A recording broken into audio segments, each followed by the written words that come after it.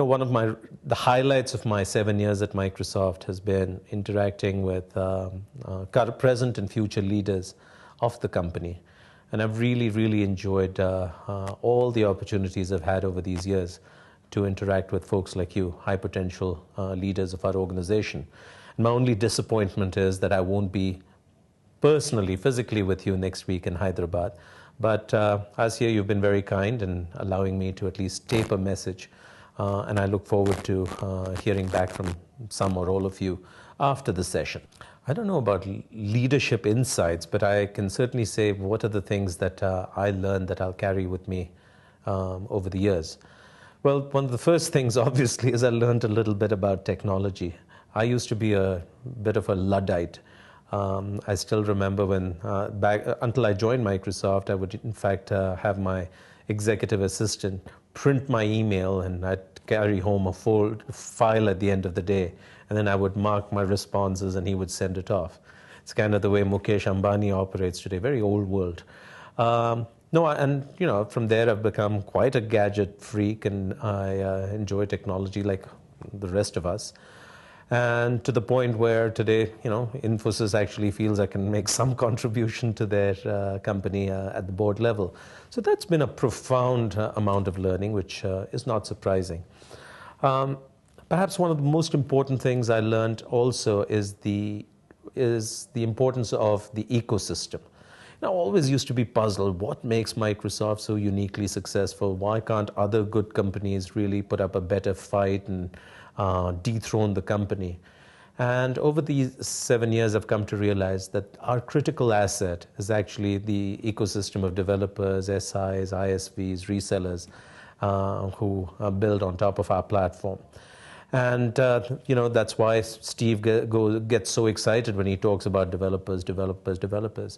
And no company spends as much energy or spends as much time and effort as we do in winning hearts and minds of this ecosystem. And more and more, as Stephen Elop, in a recent interview, he said the game in phones has shifted away from competition between devices to competition between ecosystems.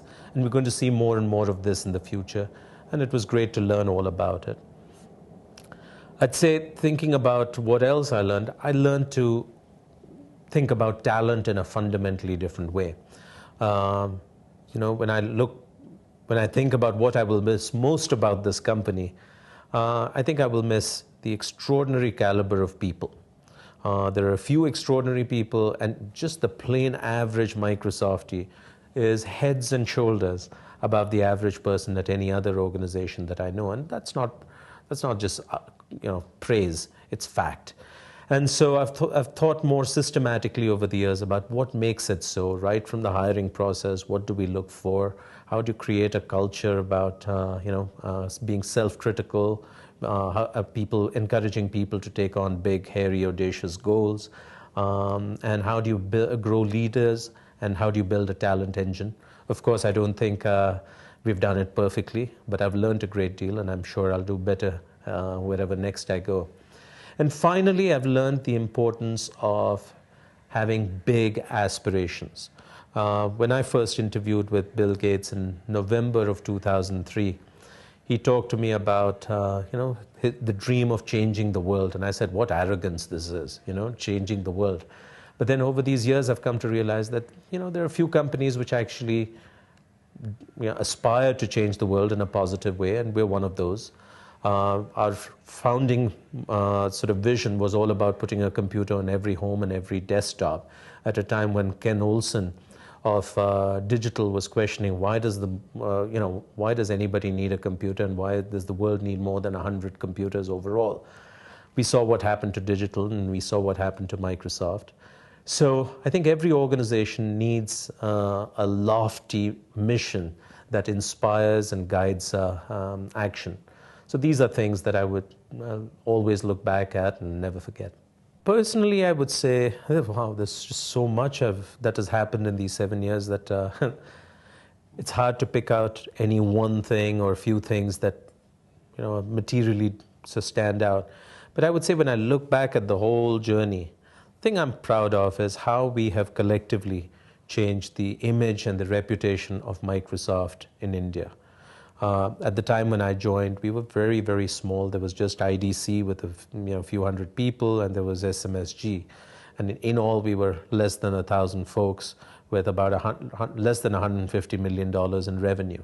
And we had a reputation that was quite terrible, where all our people used to feel like they're the little mini Bill Gates, and we were seen as incredibly arrogant and so forth.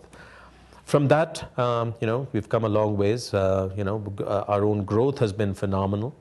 And so the country does see the investments and growth and respects that. We've been consistently on the list of most admired MNCs in the country. And that's in part our business performance. It's in part the investments we've made in programs like Shiksha and Bhasha, which we've sustained over multiple years. I think while there's still lots of things we could improve, we are consistently amongst the most respected employers, the best employers in the country. Almost every year we head the list of companies with the best customer satisfaction in our industry.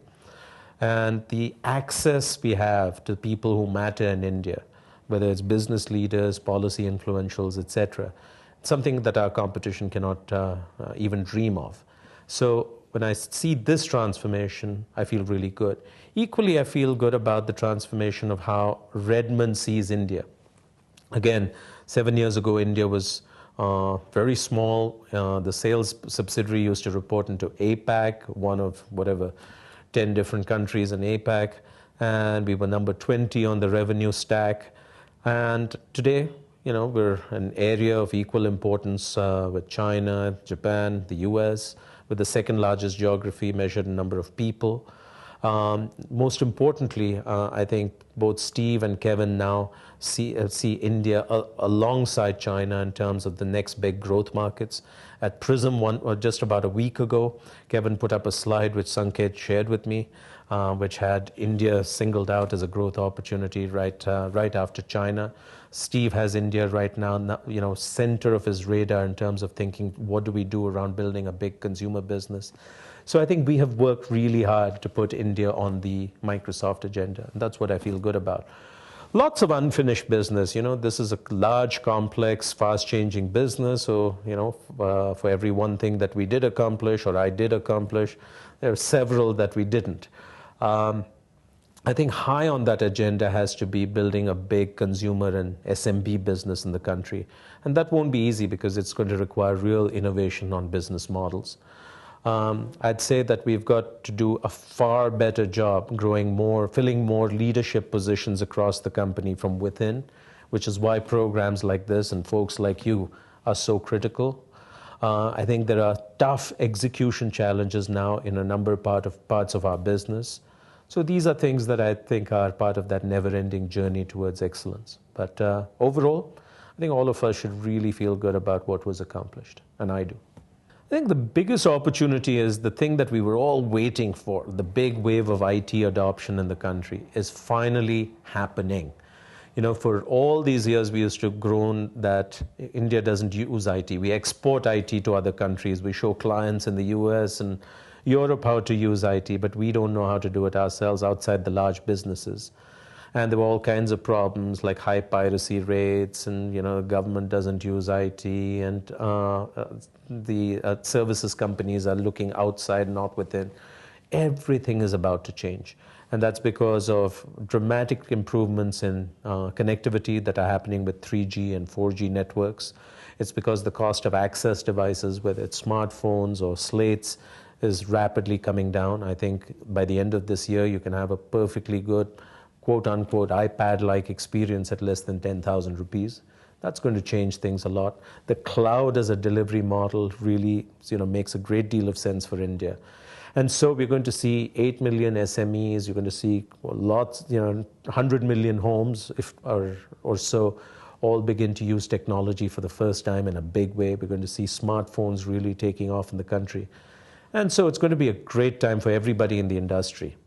The question is, will we be agile enough? So the same opportunity is also our threat. The threat is, as the leader, everybody is looking to knock us off our perch, our throne. We have to be far more agile than we have been, Microsoft has been successful in India over the last nearly 20 years because, we were a first mover. We came to India before other major companies did. But we just replicated our global model. For this next wave, we'll have to innovate for the local market, which is a whole new game for the company. And I think we'll have to do far better on the whole growing our own talent than we have done historically. These would be the threats that we face. But I'm sure we are going to be up to it. I'm not sure whether my call to action to the hypos would be that different from the call to action for anybody. Okay, any sort of smart, ambitious person who really wants to make something with their professional life. And the call to action, I would say, is work hard on cultivating self-awareness. I think the biggest challenge for all of us, and it's particularly true if you're bright and successful in your early years, is, we don't see ourselves clearly enough. And so it's really important to have a clear view of what are my strengths, what are my weaknesses, what do I need to learn, and most importantly, why am I here? Okay? What is my life all about, and how do I give it meaning and purpose? Because, just coasting from one year to another year, managing scorecards and metrics and so forth, that's not why we're here. That's a large part of what one might do, but it's not the reason for existence, and it's certainly not a good enough reason to come to work every day. And the company and your manager, they're not going to make sense of it for you. We each have to evolve that meaning and purpose in our lives. And in pursuit of that dream, we have to be prepared to take great risks. And, if I've taken a big risk this year. I realized that after 7 years that I needed to reinvent myself in a very fundamental way in order to keep going. And I also thought that the company deserves new ideas, new leadership, new energy, and which is why I made a decision, which was incredibly hard, to walk away from what I was doing. And it's incredibly hard because Microsoft's just such a fantastic place to come to work. You get addicted to a salary, and your identity begins to get wrapped around what you do. Oh, I work at Microsoft. And without these things, there's a real sense of loss. But I decided I'm going to cultivate pursue my dreams. I'm going to address and confront my fears and stare them down. And good things will happen, and already they are. So that's my encouragement to all of you, which is, don't forget to dream. In spite of all the busyness of our daily lives, don't forget to have a big dream for your life. Don't be afraid to take big risks in pursuit of those dreams. 9 times out of 10, if not 10 times out of 10, it'll all work out. And I sincerely hope that more people take that to heart. I decided that I'm going to, the common sense thing is to figure out what you're going to do next before you give up what you're already doing. That's the safe thing. But I decided, no, that's too safe. And so I let go without knowing exactly what next. What has already happened, which I'm quite thrilled about, is I've joined 3 boards of 3 amazing companies, including most recently Infosys. I'm working on a book. It's called Winning in India. It's going to come out by, hopefully, January if I do a decent job. It's going to come out from Harvard Business School Publishing. And it's all about why is it that so few multinationals have actually succeeded in building a large, relevant business in India, and what are the lessons? I think there are some lessons for Microsoft, although there's also some good practices from Microsoft. And then I've got to figure out in the next few months, what is the main act, okay? And my main act, I really want to make sure that whatever I do, impacts things in India in a really positive way at scale. So if I can possibly manage to figure out how to do that, I'm going to be pretty thrilled. But this is not something that happens in a jiffy. It's you have to wait for it to evolve. You have to be open, and that's the sort of place I'm in right now. When people outside India ask me what's the single biggest risk or threat that India faces, I say it is inequality. The fact that 400 million people are prospering, and the 800 million people who are getting further and further left behind. And what are the medium-term social and political consequences of this? And can we, even exist as a country? And I think every one of us has to do a little bit much more than we are doing in this space to make a difference there in ways that we feel uniquely qualified to do or passionate about. I don't think I do a lot, but I do some things. So, for instance, when my parents died, I thought about what's the best way I can remember them. I ended up endowing a small hospital outside Coimbatore, where a few hundred people a day are now getting treatment that they couldn't. Or the other day, this guy, John Wood, was in town. John Wood left Microsoft in 1999. He was one of those lucky lottery winners. And he's created this amazing organization called Room to Read. And all of you might want to read that book. It's called Leaving Microsoft to Change the World. Superb book. And so he was in town in Bangalore, and I tried to organize an event around it for fundraising, and we managed to get some money going, and, that was a good thing to do. I think some of you are, particularly in Hyderabad, are associated with the school in Bangalore called Parikrama, where I've led, quite a lot of sort of giving, employee giving, and we've done quite some things, including getting Bill Gates. He wanted something, and I said, Bill, I need something in return. And he said, what do you want? And we gave all kids shoes and sweaters 2 winters ago. So we do some things, but it's scratching the surface. I think the most important thing is for, particularly leaders like you, to go out and experience inequality, okay?